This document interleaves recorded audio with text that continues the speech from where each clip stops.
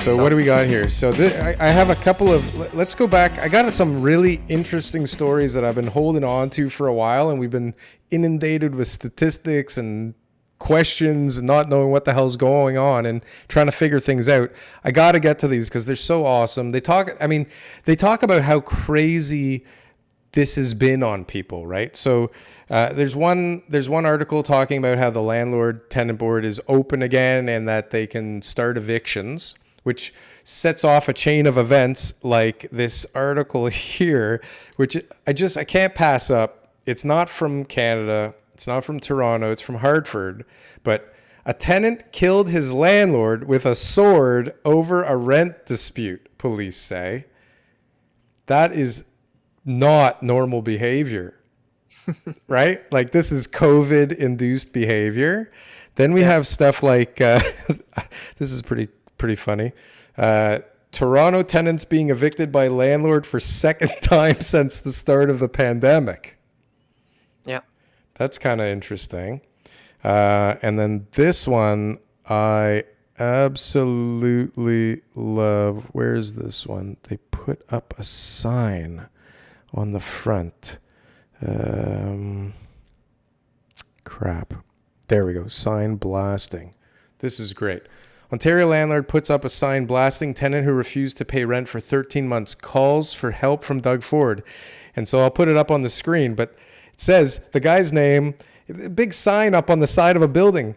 It says the guy's name owes me 13 months of rent, $16,250. Premier Doug Ford, please help Ontario landlords with tenants who refuse to pay rent. And then she signed it with her name. That is not normal behavior. 13 months too. Like what happened, 13 months ago when he missed his first rent payment? Yeah, like, why are you starting to complain about it now? Right. So again, but I think it's more the behaviors that are coming out of this thing that I find interesting. You know what? And I'm saying this, I guess, with like the utmost bit of compassion. Are you going to throw some empathy in here?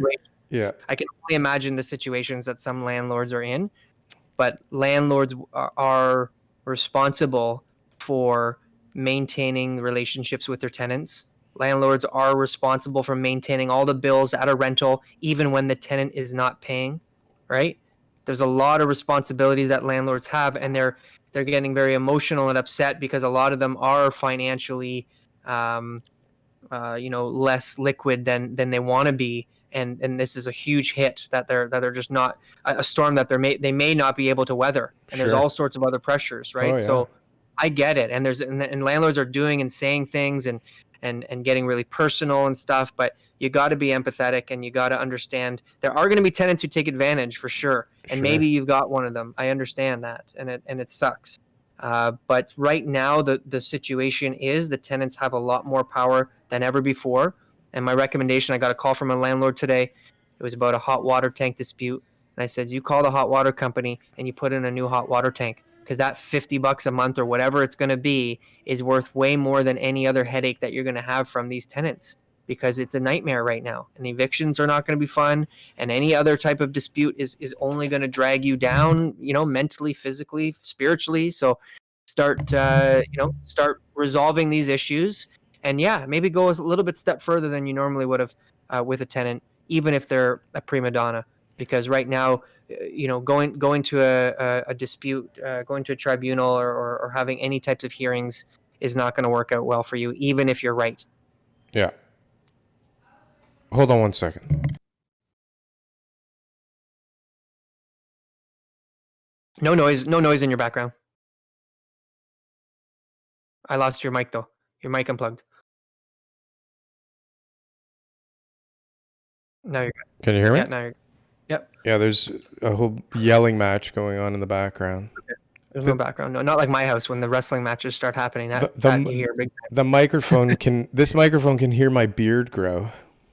Yeah, no, that's good. You're much better than mine. So yeah, again, that's like, there's always like the human side of any of these crises, right? So you got to have like this perspective on things, where it can't just always be about what are your rights and what's the money like and what are the numbers like and all that stuff doesn't go too far, and unfortunately is only going to cause you more problems. Sure. So if your issue is money, then there's options right now. There are interest rates are low. You can refinance. Mortgage deferrals are still being offered. There's extreme circumstances allowed for mortgage deferral extensions. There will be some aid eventually in the landlord-tenant board department, but start working with your tenant immediately. Don't play the games. Whenever I think that second article that you were talking about the second eviction since the pandemic, communications had stopped between them and the tenant. You know what I mean? So they're non-existent.